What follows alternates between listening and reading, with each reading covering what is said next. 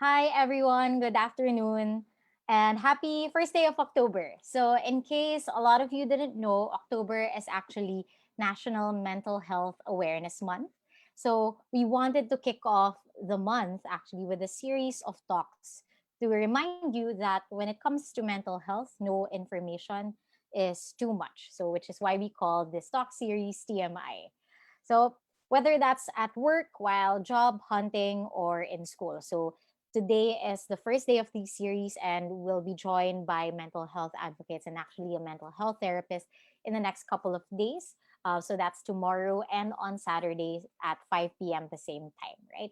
But today, we're talking about mental health at work because, especially for those who are already working in this group already, we spend most of our time at work, even if it's from home, right?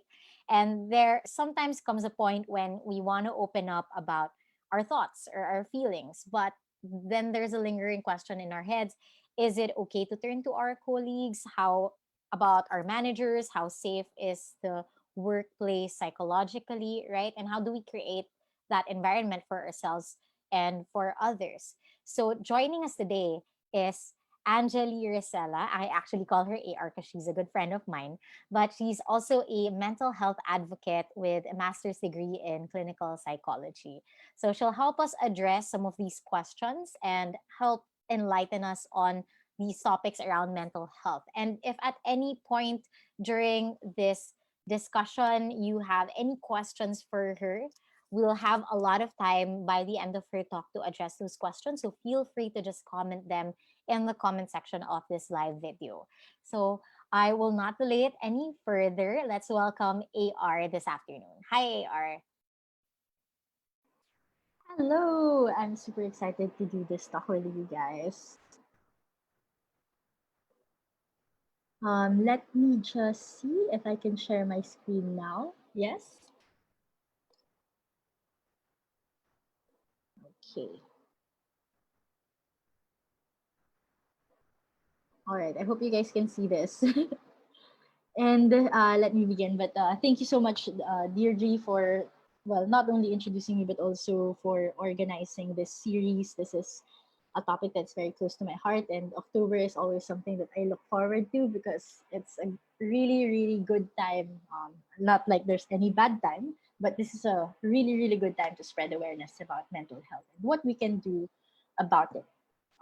In this talk, I will try to take up only 25-30 minutes in my presentation so that we can spend more time talking about your questions, really. And I want to hear from you even more now that uh, I am in this platform to get to know this audience. No, I really like the liyab community, by the way. So without further ado, let me answer the seemingly simple question, that is, can we talk about mental health? Before that, I just want to add to what Dear G said about, well, me. Aside from having a psychology background, I want to tell you guys that I've done most of my psychology practice in community response. That is, responding to disaster stricken communities, such as the places that were badly hit by Yolanda, for example, or Davao when it was still war stricken at the time. Um, I was there to help the leaders of the community. By leaders, I mean not government officials particularly, but even parents, farmers, or um, people who are teaching in schools, like our school teachers and preschool teachers, to help them rebuild their community from scratch. Um, and to that extent, I moved from that psychology practice to organizational development and people operations, which is comprising most of my experience in my career, which is 8+ years. Don't calculate my age, please. And now I am happily applying all of these things in the startup incubation of Make Sense Asia, where I'm handling 10 startups, and I'm helping shape the foundational strategies and knowledge of around 22 social entrepreneurs. I love this work because I get to work with passionate people, and I get to help, even in a small way, shape the workspaces that we will see with the social startup scene in the country. So if you are interested in knowing more about what we do in Make Sense, or if you just want to ask me a question, send me a comment or feedback, please do check out at Make Sense PH on Instagram or Facebook. You might find some of our programs interesting. Or you can contact me later. I'll show my details at the end of this presentation. So before I answer the question of talking about mental health at work, I want to talk about mental health in this context, particularly in the lockdown in our country, wherein it's past 6 months and we're still in some version of a community quarantine. What is it like right now for individuals and for us as a community? Well, first of all, the first time that I did this talk, and if you've been into, if you've seen me do a talk on mental health, you might have seen a couple of these slides already. And that's okay because they're still relevant. For example, this one, wherein I talk about social isolation as something that should not be underestimated. It has real effects. And by real, I mean physical health risks that can also affect us in such a way that if you have a lack of social connection, it actually heightens your risks as if you were smoking 15 sticks of cigarettes a day. That is intense. Like if you're someone like me who, do not want to get into any abusive behavior for vices like this, but you're isolated anyway because you're in your condo alone, or you're spending most of your time in your room even if your family is like roaming around the house, and you miss the setup before wherein you can just go outside, go to the grocery without a mask on. This might and probably actually heightens your risks health wise, according to a lot of studies. So right now, the social isolation that we are feeling is not only a mental thing, it also affects us physically. And more than that, piling on all of our worries about career, relationships, education, what's going to happen with classes by next year, right? Or what's going to happen to my friends? Are my family members at risk of getting COVID because I go outside to I don't know, do the grocery? All of these seemingly little thoughts piles on, and it affects our health as well. It's all about an overwhelming wave of small uncertainties that is now feeling like a tsunami already. Another impact of this current context on our mental health is a sense of grief, which is very unique, if you ask me, because when we talk about the new normal, there is a sense of grieving that we didn't really get to do because it was just one day to another. People were told to not go out of their homes and make sure that they do not have any contact with other people, because if not, it might put them at risk to getting this deadly virus, right? It was literally from a random Wednesday to a random Thursday, and then 6 months later, we're still here. We are grieving still with this kind of transition wherein we miss a certain kind of normalcy, a certain kind of connection of what it was like before. What's tricky about isolation right now is our perceived level of actually being isolated and the loneliness that comes from that. I don't want to say depression because that's a clinical term that I'm trying to be careful about, but when you perceive that you are more isolated than others, it actually affects you. And what I want you to understand is that we cannot directly change what's happening in the community quarantine, right? What I mean is that we cannot just announce that tomorrow we just go to the beach, because it's not that easy. There is travel pass involved. Of course, you have to take into consideration risks as well, in terms of maybe getting the virus or not. And even though you cannot directly change that kind of situation or this context that we are in, we can definitely change how we think about it. So zooming in to the work from home status for those who are already working and suddenly transitioned into work from home from in office, or even for those of you who are starting their career by working from home because it's your first job and suddenly lang you're in this context of quarantine, right? It has really bad risks as well to our physical health because, well, one thing is that, you really cannot define a clear boundary between your personal life and professional life unless, you're someone who's lucky enough to have a dedicated space for your work, which is a room, and then you can use the other spaces in your home as your personal life, right? But not all of us have that kind of luxury or resource. Another effect of working from home is some people really have a lack of motivation, or at least like ups and downs in motivation, because sometimes you just look at your bed and feel like, okay, I'll just get up at 11 a.m. instead of my normal 8 a.m. Maybe I'll skip yoga today. I'll just sleep in a bit. And I have to tell you now, it's normal. And of course, piling on your perceived feeling of loneliness and isolation already. As you can imagine, the effects of unemployment is just even greater. If you feel like your mental health is being affected by working from home, imagine for those who cannot even get a job right now because of the economic status of the country.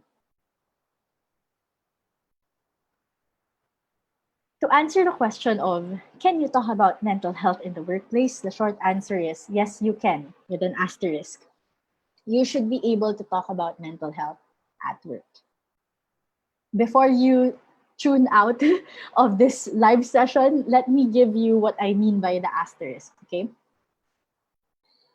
So thankfully, this year actually, as of March 4, the government gave companies the guidelines and provisions on mental health policies and programs for companies. So I don't know how you want to feel about this. Personally, when I read about this news back in March, I felt, oh wow, finally, right? Like, yes, it's about time. But then COVID happened, priorities changed, etc. But in any case, we have a mandate. This is something that companies should be working on. If not, they're already applying right now. And if you want to read more about it, I'd be happy to share the document of the full provision to you guys later on. But I outlined five important bullet points in that guideline. So, first of all private sector employers, including those that deploy overseas Filipino workers or OFWs, should have some policies and programs that support employees and their mental health and well being. All private sector employers. That's important. Okay, note this. So, if in your head you're already thinking, like, wait lang, we don't have any rules on mental health or well being. Well, let's park that and talk about that later on. Second bullet is that employers must develop mental health workplace policies and programs. It needs to be written down and it needs to be communicated to you. They have to commit to a certain list of code of conduct, policies, and programs that will help you get the support you need with mental health. Third, the policies on mental health must address and provide support in many areas, including but are not limited to training on mental health risks and issues, work life balance, and of course, non discrimination. So, this is going to be a good discussion later on if you have any questions about this, but I don't want to dig deeper on it because 25 minutes.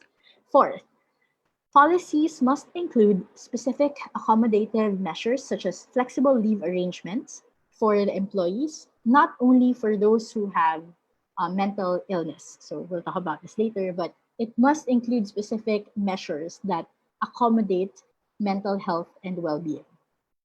Five, employment discrimination is prohibited, including protection from termination. Okay, so if, for example, you are employed in a private sector and you're feeling a bit down, and then 2 weeks later you decide, okay, I'm going to go to a counselor or to a psychologist, and for some reason you were diagnosed with, say, depression. If you do disclose this to your employer, or if the employer finds out about it, the mandate that has taken effect on March 4 of this year should protect you from being terminated because of that context. Okay, so I let you breathe a bit with these 5 points. I think these are relevant policies and really, really good start for our mandate on the workplace that is in respect of mental health.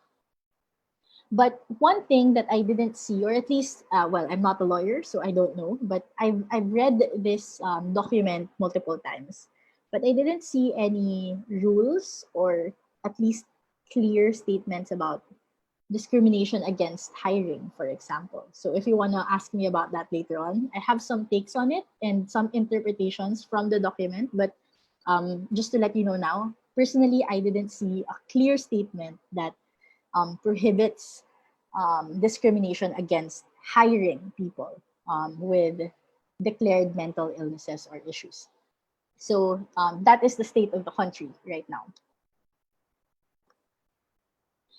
Okay, so Angeli, you already answered that yes, we can talk about mental health at work, but is that it? We just start talking about mental health at work now? Is that simple? Nothing is ever that simple, unfortunately. So when I say that yes, you can with an asterisk, you should be able to talk about mental health at work. I definitely believe this, but of course there are some factors that you have to take into consideration. And let me dig deeper on this. No, first of all, there is a difference between mental health and mental illness. When we talk about mental health, everyone is concerned, right? Like anyone can have a state of mental health. It could be not so healthy or super healthy or just sakto lang, right? Like everyone can be taken care of with a mandate on mental health policies because it includes work-life balance, integration of your passion and your rest times with your professional work, etc. But when we talk about mental illness, I'm sure I don't have to explain this even further. There is still a certain taboo around it. It's still joked around about. It's still a cause for bullying, or some people um, still experience some bias when they declare that they have a mental illness, because the difference between mental health and mental illness is that an illness is actually diagnosed. It is as good as having, say, for example, diabetes. Like it's a clinical thing. You really need treatment for this, and it's something that needs to be declared by a professional. It's not something that you diagnose on your own. It's not something that you hear from your friends and you feel like, okay, cool. I want to have that also. I want to tell people that I also have depression, or I'm depressed, or I have bipolar disorder, etc. No, please do not do that. Let's talk about mental health, but please be very careful when we talk about mental illness. That is in the realm of the experts. So I want to be clear about this because, as you can see in the mandate that is given out to the private sector, the terminology that they use is mental health and not mental illness. So there is still some gray area if you think about it. So when I said it's a good start for our country to be talking about this and putting in policies and procedures, there is still some way to go in terms of defining what sort of spectrum of policies and procedures should we really include. Do we punish corporations or employers who discriminate against people with mental illness, may it be for employment or termination? What sort of benefits should be there as a baseline for private sectors to be considered as compliant to this mandate, for example? So these are all questions that I have in my head upon reading that guideline. But I'm telling you right now, there is still some gap in what we can do as a country for this. So when we say that it's okay to talk about mental health, to some extent you can also talk about your state of mental illness as well. But again, that is a big asterisk that I wanna be clear about, it's because our context, even if we've progressed a bit already on it, given the mental health law, the prohibitions, and the procedures and policies that is given out to the private sector, there is still a cultural challenge. I'm trying to find the term, like a cultural challenge that we have to overcome. So when you feel awkward or uneasy or uncomfortable about talking about your mental health state, that is completely normal. It's valid to feel that way because there is still a way to go. One thing that I want you to assess and to answer for yourself is how psychologically safe is your company culture right now? What is psychological safety? It's a term that is coined by a Harvard business professor, if I'm not mistaken, Amy Edmondson. And she defined it as a shared belief held by members of a team that the team itself is safe for interpersonal risk taking. Basically means that if you ask something, you won't be afraid that it would be thought of as something that is stupid. Or if you make a suggestion, you won't feel afraid because they might think that it's a stupid suggestion or it's way out of the box and it's not going to happen anyway, right? Like it gives you the license to be authentic and to take risks because you know that once you say it out loud, your team will not make fun of you, they will not discriminate against you, they will not bully you because it's a safe enough space for you to speak up. And when I talk about psychological safety, so I'm just trying to connect the dots here for you guys, no, because it might feel a jump.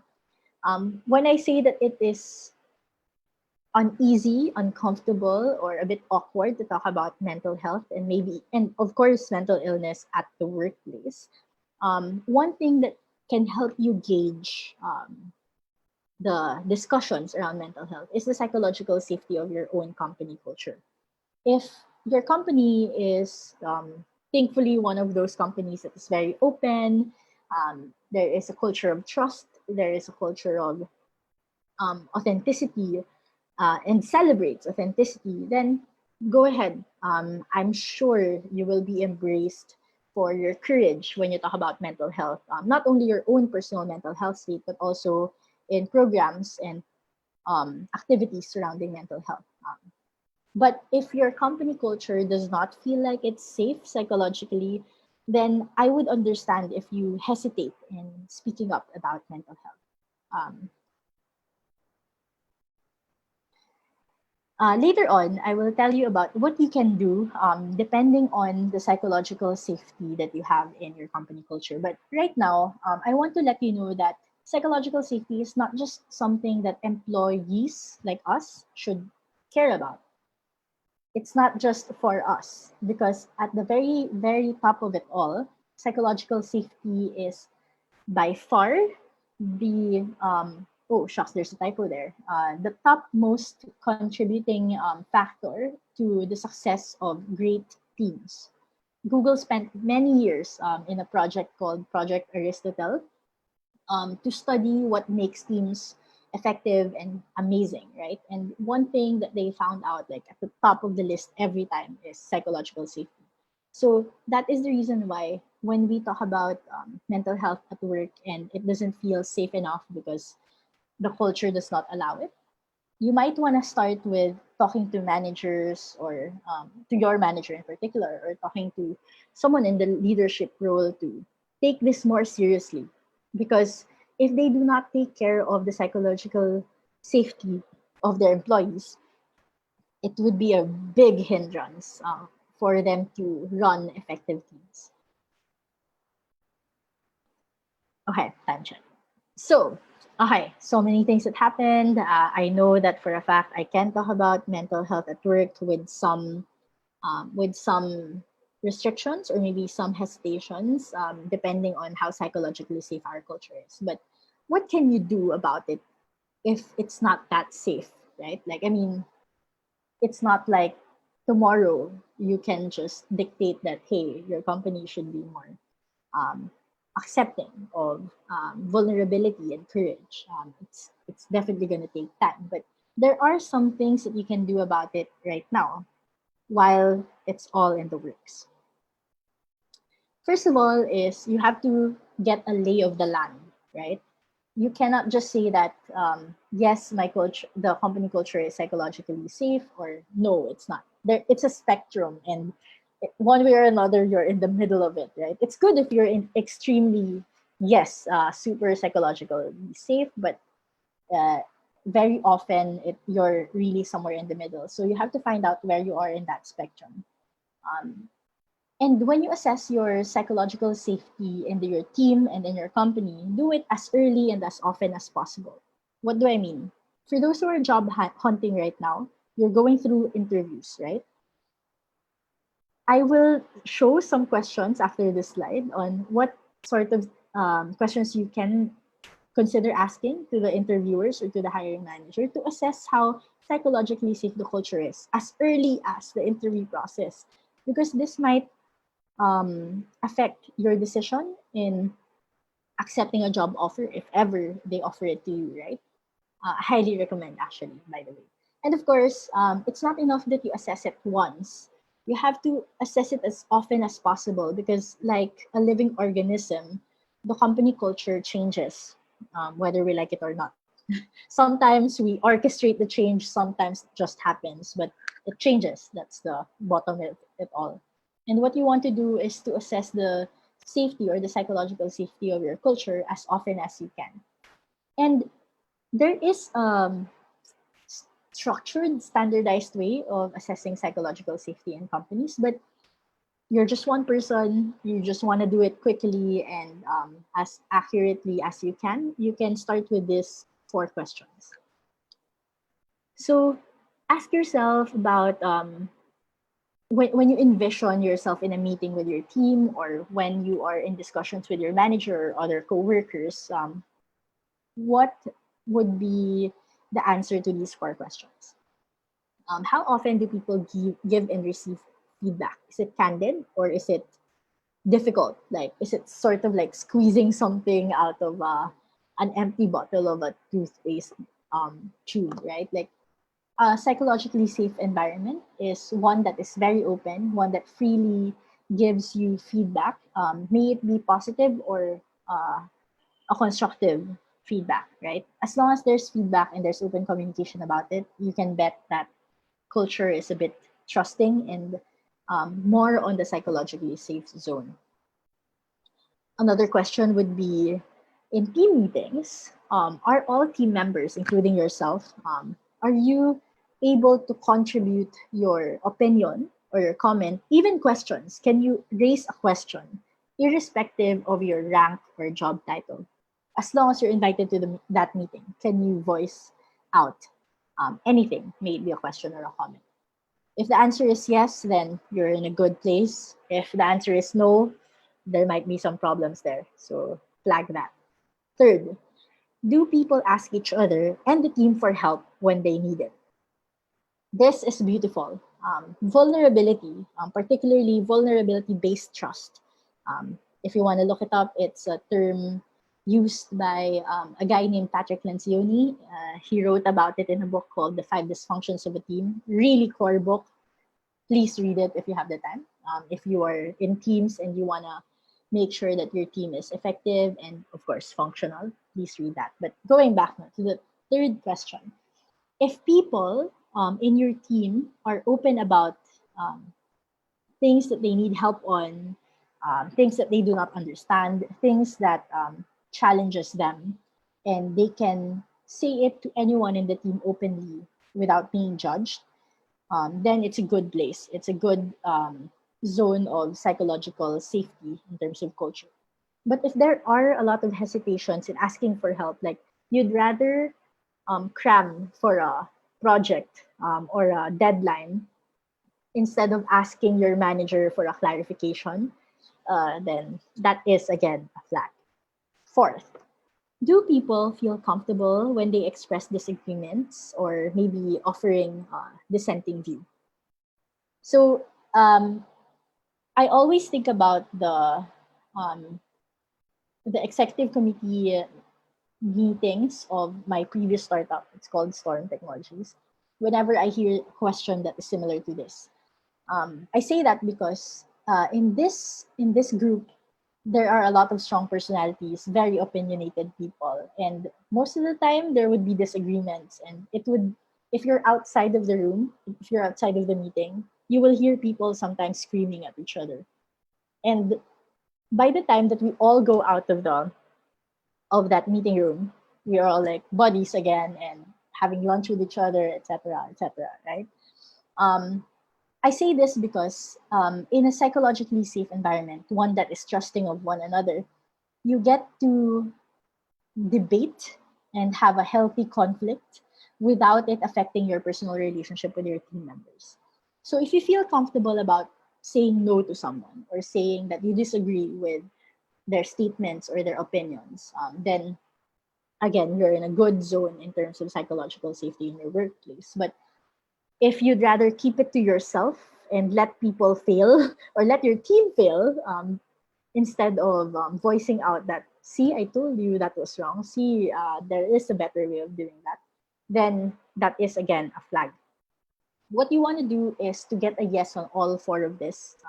There is a longer list, by the way. Again, I will share it with you guys later, but these are the core four questions that you would want to answer. It's easy to assess on your own, and it's easy to say yes or no to, right? Like, I mean, relatively easier than the rest of the items. Second thing that you can do is to master your own mental state. Ah, sadly, there's only so much that we can control. Well, actually, not sadly, realistically, so much we can control, and the rest we have to let go. If your workplace is not the best place to be in psychologically, or mentally, then try to control your own perception. Try to control your own mental state. So this is a completely different topic altogether that I made a presentation on. It's also 1 hour long. But quick mental health tips would be to start with self-awareness. It's always good to know about your own energy management and your own quirks and likes and dislikes, because it's not something that you can just copy from someone and then apply it to yourself and expect that it will work the same way. We're all unique, and sometimes it doesn't work. Even if it's the best advice, it wouldn't work on you because it does not apply to who you are. So it's always good to start with knowing who you are and what works for you. So start with self-awareness and then setting boundaries.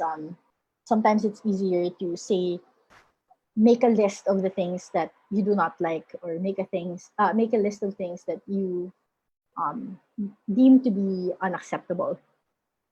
This is a good list to have. I always have like a short list in my Google Keep, because it helps me say no to things, right? Or it helps me protect myself from overcommitting, which is a sickness that I have. And the third mental health quick tip is to exercise proactive positivity, by doing good, volunteering, helping someone out, by listening to them for 30 minutes, non-judgmentally, and whatnot. Like, just doing something good really affects your brain, in such a way that it really affects your physical state as well. Again, this second point is a topic altogether that I did a talk on, so I'll share the link to you guys later. Third, get support outside of work. Believe it or not, there is a world outside of the office. And even if we spend most of our waking hours in work, there is still a way to take advantage of what is outside of it.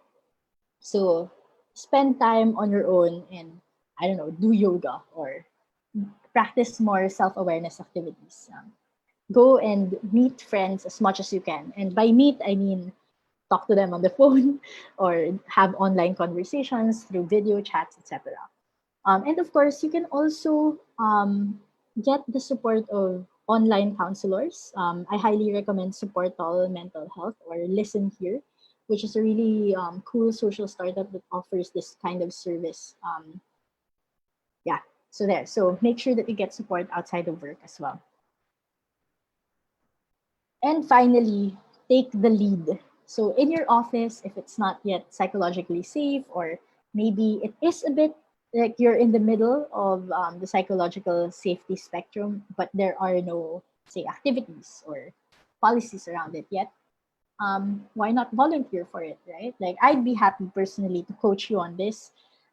You can also get the help of your coworkers, your managers, etc. But someone needs to start the conversation.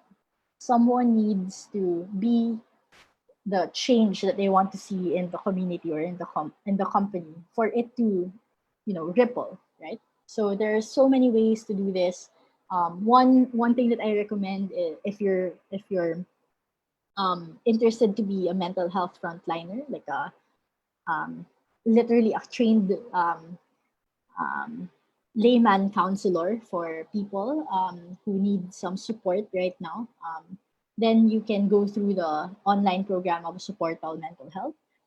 If you want to just stay informed, I can send you a link to my newsletter wherein I share on a weekly basis some things that you can apply to yourself and maybe try out in terms of empathy exercises for others as well.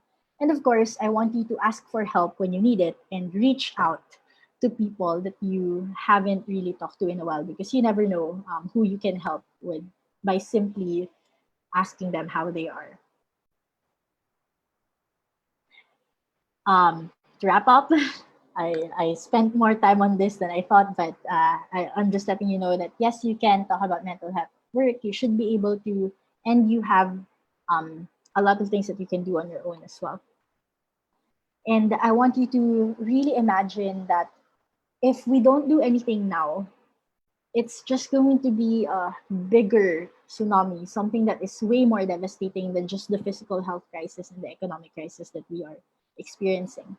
Right now, at the 6 month mark, well, more than 6 month mark of the quarantine, we are already feeling and observing a mental health crisis happening, not only in the Philippines, but worldwide.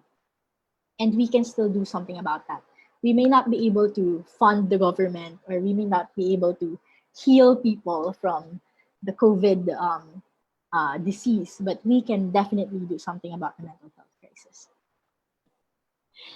And that's it. Merci. Thank you so much. And if you have any questions or comments, I'd be happy to hear them.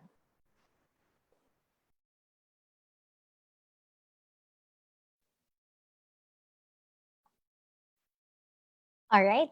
Thank you so much, AR. And I mean, I know we go into these talks a lot. We talk about mental health a lot. And so the concepts are not very new to me, but I really appreciate it every time that you take the time to explain it to people who might be still new to the concept. I like the way you explain it, especially with very concrete examples and, of course, how it can be applied to our lives, right? So we actually have a couple of questions already in the comment section. Again, I would like to remind our viewers right now, if you have questions, follow-up questions, you can just comment them and we'll try to address them live today.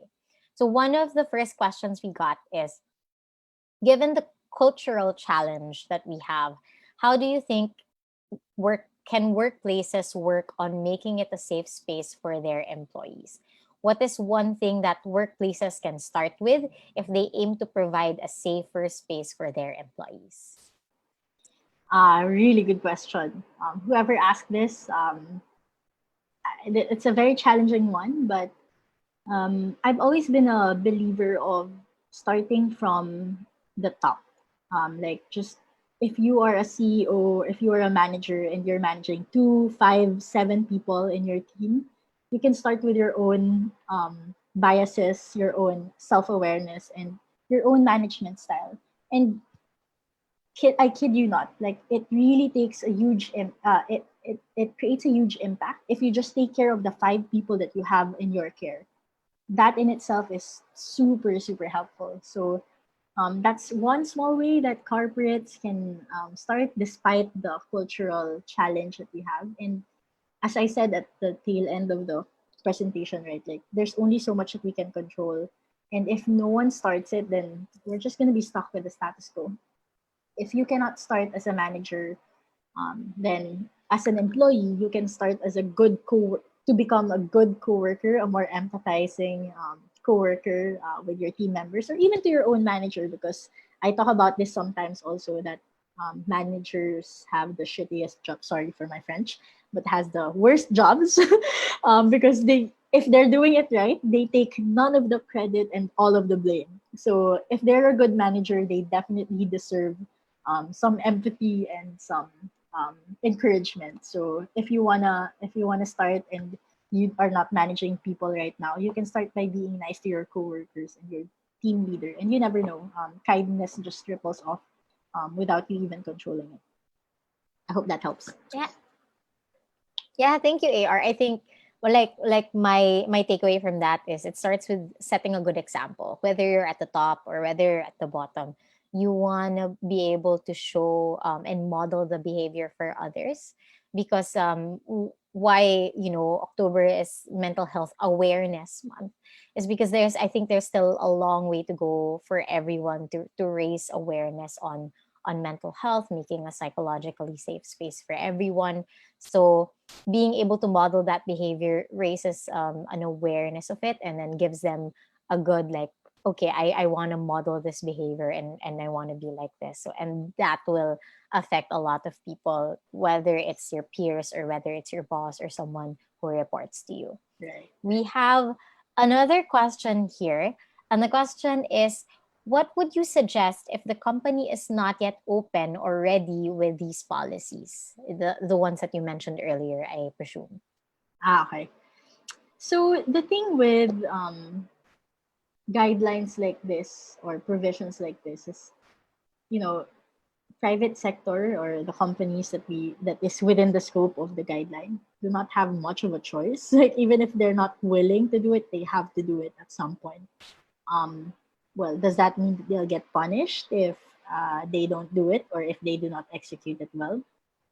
I don't know. Like, as far as I know, laws that are not executed well are merely suggestions. So that is beyond my control. But in any case, if your company is a place wherein they cannot prioritize this yet because of one reason or another, there are two options. This might sound radical, but I don't know. I'm very pragmatic in this case. No, like one is that, well, you can take the lead and start activities on your own. Of course, within the policies of your current company. What's stopping you from studying musical catharsis and doing an activity with your coworkers who are willing to try it? What is stopping you from reading about meditation, for example, and its mental health benefits once you practice it as an individual and with a group, right? So there's always a way for you to keep informed, stay curious, ask for help, and be the lead in an effort like this. So that's option number one. Option number two is that when push comes to shove, just leave it. Just leave it, literally. Like I've seen too many people, especially people younger than me, who would decide to stick it out in a company that is bordering on abusive already, just because they're afraid that they might not get a job afterwards. That is a very valid concern, by the way. I'm not trying to undermine the fear of not getting employed once you quit. But you also have to weigh it in with its effects on you on the long term. Are you really willing to suffer under, say, for example, a manager who always berates you for no reason at all for, say, 6 months, in exchange of keeping a job that earns you, I don't know, 20,000 per month, 30,000 per month? Like, is it really worth it? If you say yes, then be my guest.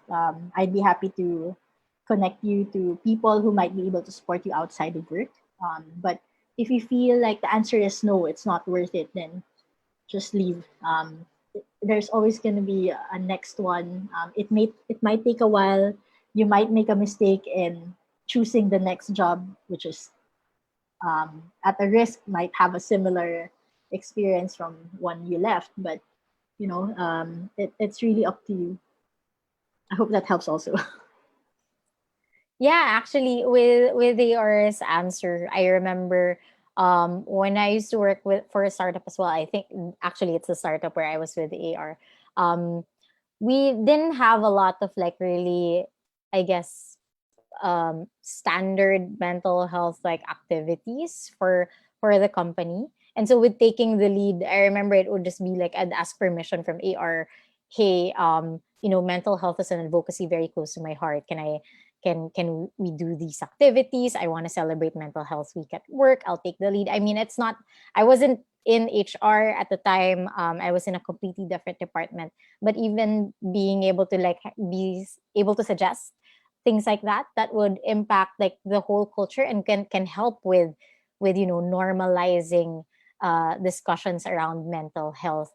That's something that you can do, but of course I feel like this is where AR's point on psychological safety comes in, right? Because it was a psychologically safe enough like environment for me to be able to talk to our head of HR, which is AR, and tell her like, hey, I want to do this activity, right? Because I wasn't scared that she will like make fun of me for even suggesting something like that, right? Like even if she would turn it down, I know she would turn it down in a really kind way and not in an unreasonable way. So I guess that's where psychological safety comes into the discussion. And I feel like with what AR said today, I feel like it starts from that, right? Because even if the company isn't ready with the policies, but they're ready with like that psychologically safe environment.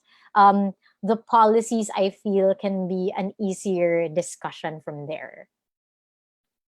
So we have another question. Unless AR, you want to add something to that? Actually, I was gonna say that I forgot to mention, connected also to the first question, no? Plugging a bit, but Make Sense has a program called Reaction that partners. Part of it is that we partner with corporations who would want to re-engineer or and reimagine their corporate social responsibility. Liab actually is part of the program with a company called City Foundation, which, as you can imagine, is the social responsibility arm of Citibank. And what we do in Reaction as an organization is we help your company be more accepting with issues like this, may it be about mental health or anything about social innovation and the like. And we make it true to who they are. So we do not force any program on them. It depends on what they're open with, what they have resources, what resources they have rather, and what they're willing to do to take it a step further. We will assist them, and you will benefit as an employee group as well. So if you want, you can talk to me about this, and I can help you suggest it to your HR head or to your manager. All right. AR, we have another question here. For workplaces or companies that are not yet open or safe for conversations, how can coworkers provide support for each other? Oh man, dami. Where to start? Hold on, give me a moment here. So I guess it's a tough question to answer because there's no one way. I could go on about it, but one thing that I will mention is to make sure that you have a good sense of trust with one another at the very beginning. Because a danger that I can see in terms of starting your own program as a team without, for example, without, let's not even talk about permission, but without the blessing of your manager or your company is that you don't have any hold or control over what your coworkers can share outside of the group once you are open to them about your own mental health state, right? That's what I'm worried about. So I'm just talking about like real case scenarios and what probably might happen. And it's not always with malice, right? Sometimes your coworkers just want to share stories and they just happen to, for example, say something to someone that both of you know and you're not willing to share with that other person. So the first step is always to establish that circle of trust. Make sure that when you are vulnerable to one another, there's also an underlying and overarching um, understanding that there is a confidentiality commitment to what you guys are doing, no matter what it is. Like, may it be like something as simple as, again, a musical catharsis activity wherein you all rock out and express your emotions through songs and karaoke and stuff like that. Um, People, it could be simple, but once you, for example, film a video of someone crying because of a song and then post it on Facebook, does that breach your vulnerability and trust commitment with one another? So stuff like this, right? Um, yeah, start there. Making sure that trust and confidentiality is secure. Another thing that you can do to take things simply. Um, so in Make Sense, we have this thing called a safe space lit. And it's essentially what it is. It's a Slack channel slash an open forum that we do every other week, so twice a month, wherein we just express our own fears, anxieties, worries about COVID, about going back to the office, about anything really. And it's always moderated by someone in the team who has the emotional capability and capacity to stay outside of the conversation enough to to facilitate it, but still be involved enough to benefit from the activity. Um, I say that this is simple because as as a team or as coworkers, it could be as simple as like an e-numan. Oh my gosh, COVID terms, like simply a virtual drinking discussion and an open forum. And then at the beginning, at the middle, and at the end of it, you assure each other that, guys, what happens here, what we talk about here is just here, okay? Like, we will process and debrief, and that's it. Like, nothing else. No one posts about it. No one says anything about anything outside of the group, etc. So that's another activity that you can try out. Ang dami talaga, sorry. Hindi ko siya ma-shorten, but that's it. Yeah, I mean, I think you were really driving home the point that whatever activity it is, right, that you decide to engage in with your coworkers, trust has to be there.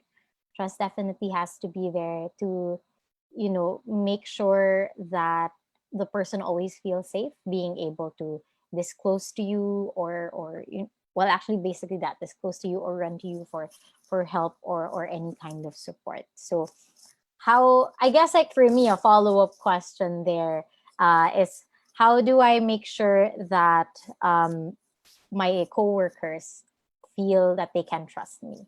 Of course, on one hand, it's really like I try not to do anything that's gonna be offensive for them, or I respect their privacy and everything. But are there other ways for me to, I guess, establish that trust? You mentioned vulnerability based trust earlier, and I'm not sure if that's something that one can manufacture, or is that something that develops really over time. What's your take on making others feel that they can trust you? um, the sustainable type of vulnerability based trust is one that is really built over time and consistency, right? Like, it's not enough that you've known each other for a long time. You also have to be reliable in most parts of that relationship. You can't be a flaky friend and expect me to trust you with my, I don't know, with my secrets or with my money or etc. Right? Like, it's really trust and consistency and reliability. But what I want to share though is that trust begets trust. For someone to trust you, you have to trust them as well. And sometimes you have to be the first person to take that leap and have the courage to trust them with something that is vulnerable to you, something that's true to you, and reach out for help. And our brain just tricks us into thinking that, oh my gosh, this person told me something that is very personal to them. I might mean something to them, and therefore I like them, and I could trust them with something like this as well. um, just sorry, small fun fact, this is something that I use in interview process whenever I talk to a candidate that feels a bit uncomfortable or awkward because they are intimidated for some reason. I would be open about them and tell them that, hey, it's okay to be nervous. I remember in some of my interviews, I would literally stutter for like 30 seconds until I get my words together. And it was so funny. Like I would make a joke about it, but it's true that actually happened. And I trust them with an information that is personal like this. And like magic, they would relax and take a breath and just have the conversation rolling after that. So trust begets trust. Sometimes you have to take the first leap. Yeah, actually, it's so fun that AR mentioned that because one of my very first talks as an HR professional before was actually the psychology of self disclosure in interviews. And AR is completely right. That's one way, well, us interviewers try to make the interviewee feel more comfortable about disclosing things about themselves. And it's because we sometimes we build trust by matching the trust that is shown to us, right? So we exactly what AR described. We disclose a little bit of information about ourselves as well, so that the others. So it's a two-way street, I believe, and that's one way that you can really build up trust between coworkers, and even I think between friends, or even if it's family. It's something that's very useful for, I guess, establishing a space where there is trust. So I don't think we have any more questions. Do we have any more questions? This is your last chance to comment if there are any more. But it's already 6 p.m. and I don't want to take any more of AR's time. But the good news is AR is actually part of our career support group. So if you have any questions for her, or if you were busy like during the time we were live and you might be watching this hours later or a couple of days later, you can what you can do is like you can still comment on this video. If I see it, I'll tag AR, or if AR sees it before me, um, and if she has time, I'm sure she'll be able to lend a listening ear and give her insights there. So what's great is like all of the speakers for this series, this TMI mental health talk series, they're all part of the group. So either you send in your questions in advance for our next two speakers, or you can send in your questions after this live video is over. But I guess that's all the time that we have for today. Thank you so much, AR, for lending us your insight. Well, giving us your time, giving us some insights, giving us some places to start with when it comes to opening up about mental health at work. And thank you actually for also being a mental health advocate and being very active in raising awareness as well on mental health. So thank you so. Oh, we have one new question. Okay. Um, all right. So one last. We'll sing it this one because I I go. mean it's what so it's a very simple question. It's simply comments on the relationship of mental health and performance or underperformance. What's your take on that, AR? Especially with like we're talking about mental health at work and performance is such a big deal at work as well. Right, right. Okay, before I answer this question, I think I noticed a very familiar name in the live right now, and someone who also asked a question. Hey Tin, hello. Tin is also a former stormer. Hi, miss you po. Anyway, just thank you for supporting the the talk. But anyway, okay, to answer your question on the relationship of mental health and performance or underperformance, I get this question a lot. I've done like well over 10 talks on mental health in the past 6 months during the lockdown, right? Like, and one way or another, I would get something like this. And one way to answer it is that it is directly related. I don't know if I'm using the right term, but think about it.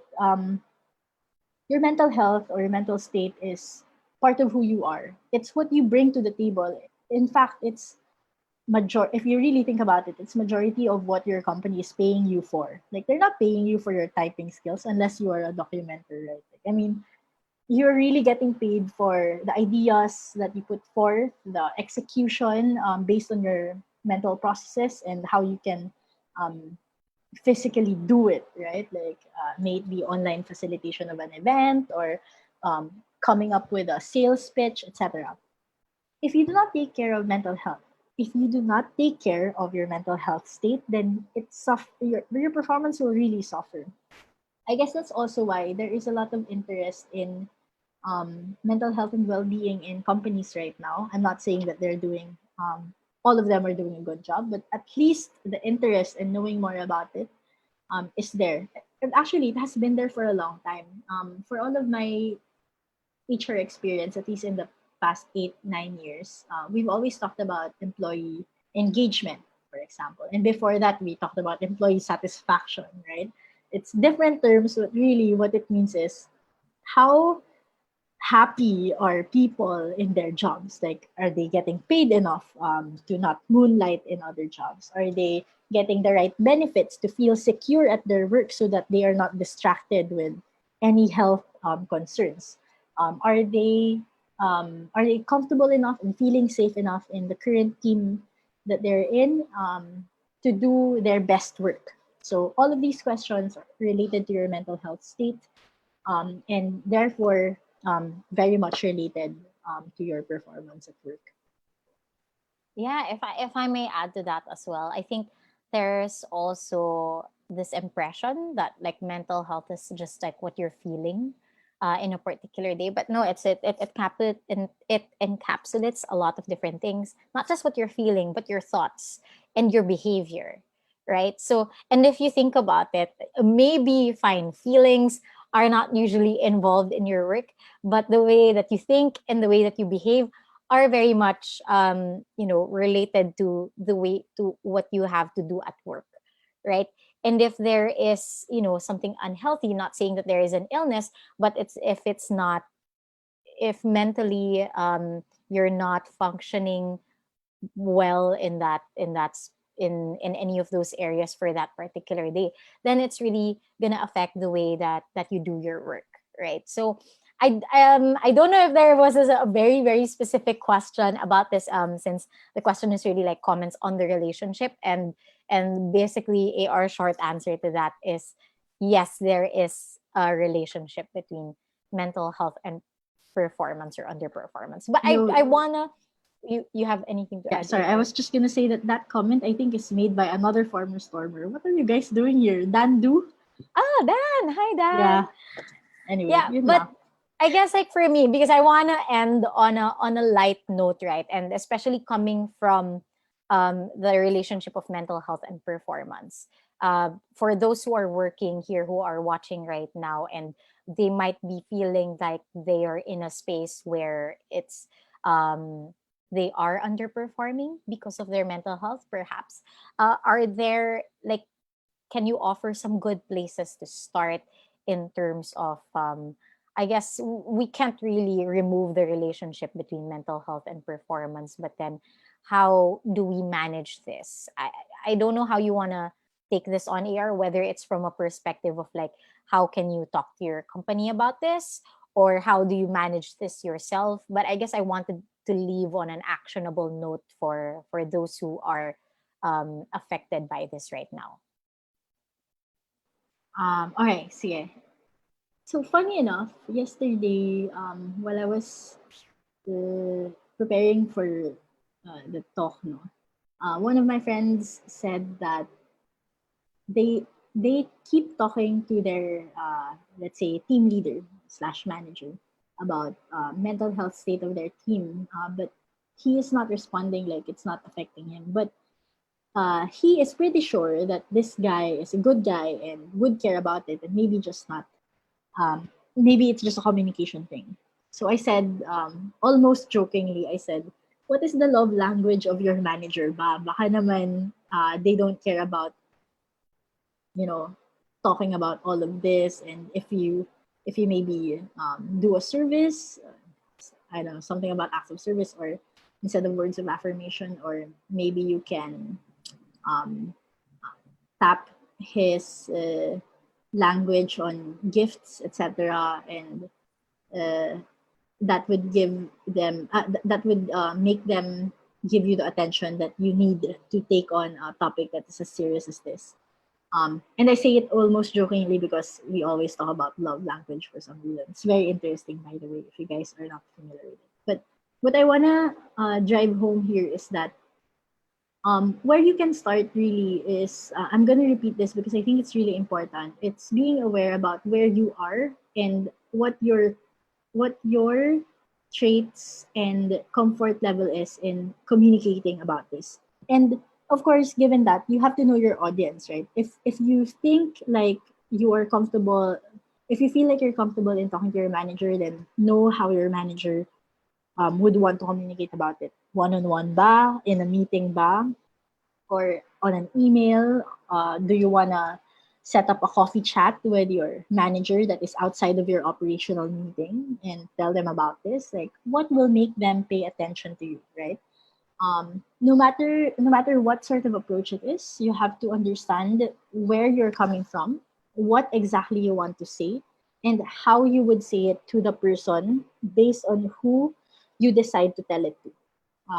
There always needs to be an assessment like this because you don't want to just keep saying things that is important to you, but you're not translating it well to the other person. And the worst, well, one of the bad things, not the worst, but one of the bad things that could happen is that they care about it too, but they don't understand or they don't really have it sink in because it's not the right communication channel or not the right timing for them to talk about it. So make sure that you are um, aware of all of these factors as well. Because I don't want you to feel discouraged about talking about mental health and starting to take the lead only to be challenged by a barrier that is not even within your control. So, there. I hope that made sense. Yeah, thanks, AR. Actually, I selfishly wanted to ask about this as well. Like, what actionable thing can we do? Because I personally have not been in a very good space like this past week, and I really do feel the effect on my performance at work. But the weirdest part is like, well, I don't have a boss to really like, hey, can you cut me some slack this week, because it's like I sort of work for myself right now. um but one of the things that I found, and I just wanted to connect it because you mentioned musical catharsis. Actually, me and Air were talking about it yesterday, um because it's a workshop that I do normally, to introduce also like simple, very simple, actionable ways to just take care of yourself through music. So yesterday, yeah, like this week has been tough on me mentally, and because of the awareness of like how I self care, I did like a quick like singing a song out loud yesterday, and that instantly like improved my mood. So I really appreciate the the insight of like knowing what I do to self-care and how that helps me, and that how that even just a small thing like that can already instantly improve a little bit my mental state, and translate sort of to my performance, even if it's not like in a big way, but it's a small step forward. um Oh, so AR has one last thing to add. Yeah, go ahead, AR. Add it before we say goodbye. Sige, sorry. Yeah, just I wanted to say also that if you don't feel like you're comfortable with anyone in the company, you can always tap your tribe, what I call your tribe, or it could be a group of people or just an individual that you consider as your mentor outside of work. They may be a former boss of yours, a former teacher, that you're comfortable talking to, and there's someone that you sort of aspire to be sort of like, sort of developmental, diba, yung perspective. Or it could be a simple tribe of, barkada, like what we have also in the startup group, that um, you just talk to people who you feel can help you, at least listen to you, if not offer advice, because most of the time we don't really need an advice naman, eh. We just want to be heard. So just go to them, see if they have time and the emotional capacity to hear you out and give you the space as well to express yourself, and then hopefully that helps. All right. So thank you so much, AR, and thank you for everyone who sent in their questions today. I hope to see you again tomorrow. Very specifically, we're going to be talking about job hunting anxiety. So I know a lot of members in the group have been in the job hunt for some time, and maybe even if you're not currently job hunting, but you think you might be, later on, um, we are all familiar. I think if you've ever been in the job hunt, then you know what it feels like to get some rejections, to doubt yourself, and to have like that feeling of insecurity. So we are talking to Aliana Fuentes, who is also a good friend of mine, but she's a mental health therapist as well. So it would be very interesting to hear from her perspective on job hunting anxiety. So that's tomorrow again at 5 p.m. So if you have questions already on the topic, prepare them in your head, tune in, and then comment them live so that we're able to address all of your questions tomorrow. So again, thank you so much, AR, for being with us today. Thank you for our audience for tuning in live, and I hope to see you again tomorrow. Thank you. Bye.